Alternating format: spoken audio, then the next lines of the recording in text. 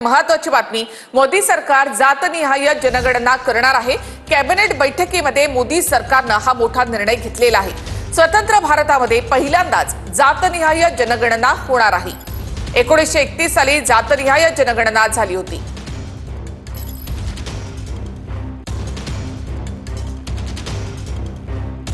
मूळ जनगणनेसोबतच आता जातनिहाय जनगणना होणार आहे।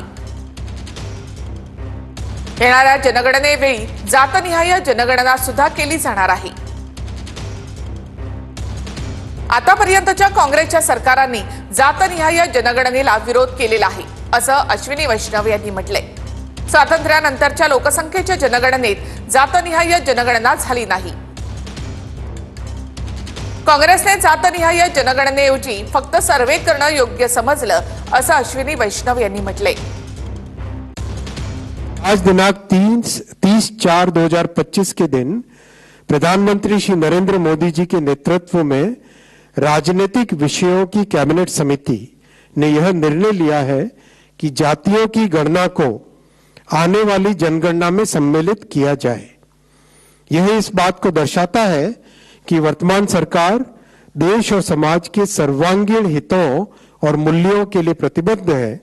इसकी सरकारों ने आज तक जाति जनगणना का विरोध किया है।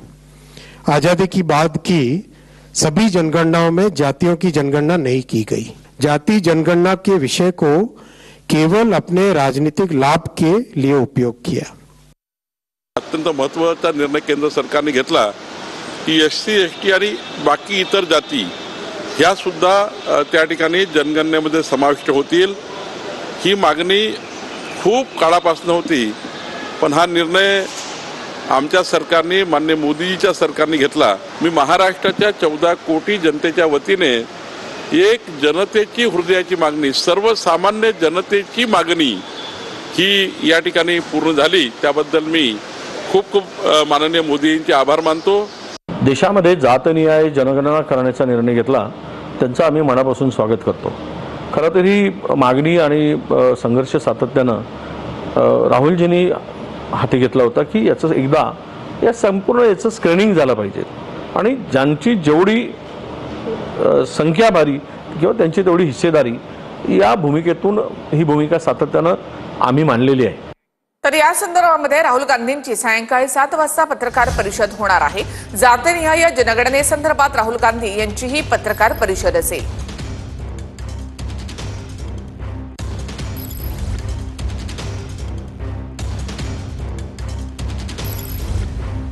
आणखी एक महत्त्वाची बातमी, हल्ल्याच्या 1 दिवस आधी जालन्याच्या पर्यटकांना दहशतवाद्यांना पाहिलं होतं। दहशतवाद्यांनी जालन्याच्या पर्यटकाला धर्म देखील विचारला होता। पर्यटक आदर्श राऊत यांनी एनआयएला ईमेल करून ही माहिती दिली। पहलगाममध्ये प्लॅन करून दहशतवाद्यांनी पर्यटकांची हत्या केली, असं एनआयएनं म्हटलंय।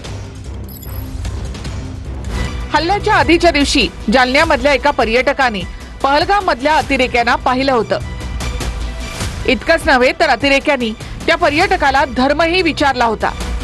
तिथे मी मॅगी खात असताना 5-6 लोक तिथे माझ्या म्हणजे तिथे त्या स्टॉलवर आले आणि मी तिथे बसलेलो होतो, मॅगी खात होतो। तर त्यातल्या एक व्यक्तीने मला विचारलं किंवा तुम्ही काश्मीरी आहात का? मी म्हणलं नाही, मी तर इथलाच आहे।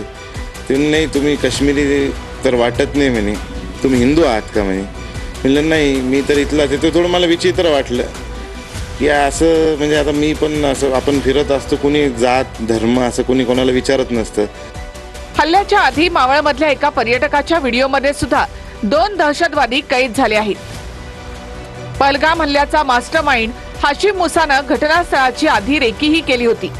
जो स्केचेस आउट किया है सिक्योरिटी एजेंसीज ने, वो देखने के बाद इसमें से जो 2 लोग हैं कहीं ना कहीं देखा है, इनका फेस बार बार रिकॉल होने के कारण हमने पहलगांव बेताब वैलीज में जितना हम लोग ने वीडियोस लिए उसको हम लोग ने सर्च करना चालू किया। और ये जो 2 वीडियो है वो देखने के बाद कुछ दोस्तों के साथ वो डिस्कस करने के बाद हाँ, इसमें उनका हाइट वेट वगैरह मैच हो रहा है।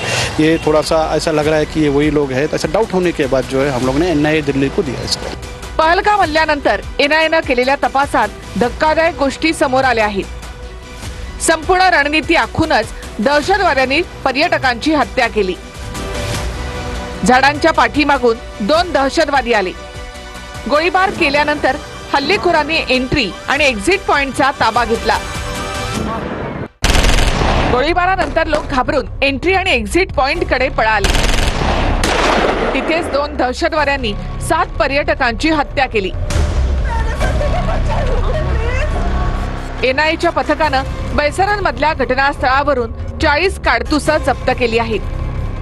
पहलगाम पोलीस ठाण्यात आतापर्यंत 100 पेक्षा जास्त स्थानिकांची चौकशी करण्यात आली आहे.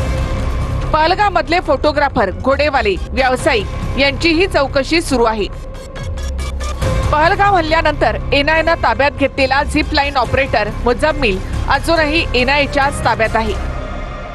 जो यहाँ पर आफा आता है, हम अल्लाह अकबर पढ़ता है. अगर गिर जाएगा किसी जगह में, अल्लाह अकबर पढ़ता है. मुजम्मिल का कुछ हाथ है?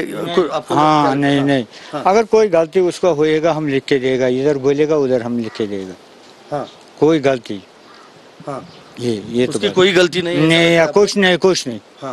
तर पाकिस्तानकडे अणुबॉम्ब आहे. हल्ल्याआधी शत्रू 10 वेळा विचार करेल असं नवाज शरीफ यांची मुलगी मरियम नवाज यांनी दरपोक्ती केली आहे. मरियम नवाज या पाकिस्तानातल्या पंजाब प्रांताच्या मुख्यमंत्री आहेत.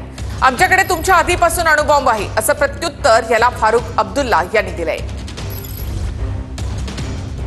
आज इंडिया और पाकिस्तान के बॉर्डर्स पे टेंशन है, एक खतरा मंडला रहा है. आज पाकिस्तान का कोई भी दुश्मन पाकिस्तान पर हमला करते वक्त 10 बार सोचेगा, तो उसकी वजह यह है कि अल्लाह ताला के फजल से पाकिस्तान आज एक एटमी कुव्वत है. पाकिस्तान के पास एटम बॉम्ब है. हमारे पास भी न्यूक्लियर पावर है, उनसे पहले है. हिंदुस्तान ने कभी भी आक्रमण पहले नहीं किया है, वहीं से आया है और हमने जवाब दिया है. आज भी हम लोग इस्तेमाल नहीं करेंगे, अगर वो इस्तेमाल करना चाहेंगे तो फिर हमारे पास भी वो है. अगर दुश्मनी में रहना चाहते हो फिर हम भी तैयार है, तुम भी तैयार हो. आणि आता पहलगाममध्ये झालेल्या हल्ल्याबाबत एक मोठा खुलासा. हल्ल्यामध्ये दहशतवादी फारूक अहमदचा सहभाग उघड झालेला आहे अशी माहिती एनआयएच्या सूत्रांकडून मिळते. फारूक अहमद लष्कर-ए-तोयबाचा टॉप कमांडर आहे. फारूक अहमद सध्या पीओके मध्ये लपून बसल्याचं देखील एनआयएच्या सूत्रांकडून कळतंय. फारूक अहमद सध्या पीओके मध्ये लपून बसलेला आहे अशी माहिती एनआयएच्या सूत्रांकडून मिळते. पहलगाम हल्ल्यामध्ये हा सगळ्यात मोठा खुलासा. एलओसीवर पाकिस्तानकडून कुरापती सुरूच आहेत. नौशेरा, सुंदरबनी भागात पाकिस्तानी चौक्यांकडून रात्री गोळीबार केला जातोय. अखनूर, परगवाल, बारामुल्ला, कुपवाडा या भागातही गोळीबार सुरू आहे. भारतीय लष्कराच्या जवानांनी याला चोख प्रत्युत्तर दिलंय. पीर पंजालच्या दोन्ही बाजूनी पाकिस्तानच्या 12व्या आणि 23व्या डिव्हिजनकडून युद्धबंदीचं उल्लंघन केलं जाते. पाकिस्तानकडून भारतीय विमानांसाठी हवाई सीमा बंद आहे. हवाई सीमा बंद केल्याचा सर्वाधिक फटका स्वतः पाकिस्तानलाच बसतोय. पाकला विमान कंपन्यांकडून मिळणारं हवाई प्रवास शुल्क आता बंद होणार आहे. हवाई सीमा बंद केल्याचा पाकिस्तानला दररोज $7 लाख फटका बसतोय.